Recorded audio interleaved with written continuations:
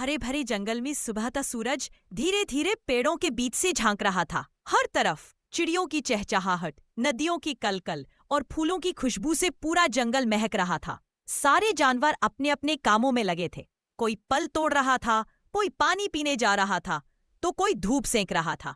इसी जंगल में रहता था भालू राजा, एक बड़ा ताकतवर और घमंडी भालू। उसे लगता था कि पूरी दुनिया में उससे ताकतवर, समझदार और सुंदर कोई नहीं है। जब भी वह जंगल के रास्ते से गुजरता, बाकी जानवर डर के मारे साइड में हट जाते।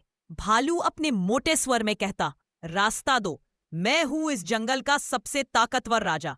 एक दिन छोटा बंदर मोनू पेड़ की डाल पर झूलते हुए बोला, भालू भाई, ताकत से ज्यादा दिमाग की कीमत होती है। भालू मुस्कुराया और बोला, हा हा, दिमाग तो कमजोरों का हथियार है, असली राजा वो जो सबको झुका दे।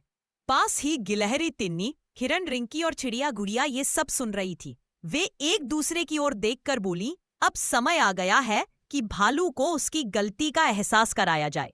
अगले दिन सब जानवरों ने मिलकर एक छोटा सा प्लान बनाया। जंगल के बीच में जहां भालू रोज घूमने आता था, वहां उन्होंने एक गहरा गड्ढा खोद दिया और ऊपर कुछ पत्ते व टहनियां बिछा दी ताकि वो नजर न आए। सुबह सुबह चिड़िया गुड़िया आसमान से नीचे आई और बोली, भालू भैया, जंगल में एक चमकती हुई चीज मिली है, लगता है सोना है, जल्दी आइए। भालू की आंखें लालच से चमक उठी। सोना?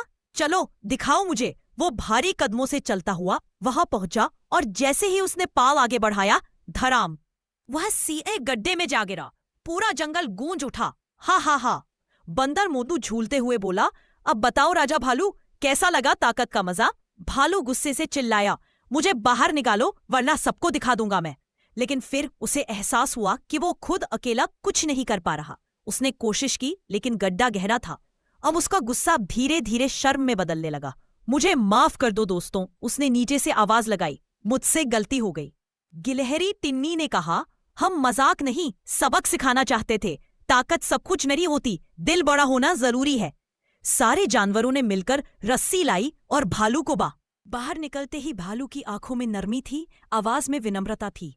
उसने सबके आगे सिर झुका दिया और कहा, मुझे माफ कर दो, मैंने हमेशा खुद को सबसे बड़ा समझा, लेकिन असल ताकत तो साथ रहने और दूसरों की मदद करने में है। उस दिन के बाद जंगल में सब बदल गया। भालू अब किसी पर गुस्सा नहीं करता था। वह रोज गिलहरी के लिए फल तोड़ता, हिरण के साथ पानी भरने जाता और बंदर के साथ खेलता। रात में जब सब आग के आसपास बैठते तो भालू अपनी गलती की कहानी सुनाता ताकि कोई और वही गलती न दोहराए। धीरे धीरे जंगल फिर से हंसी और दोस्ती से भर गया।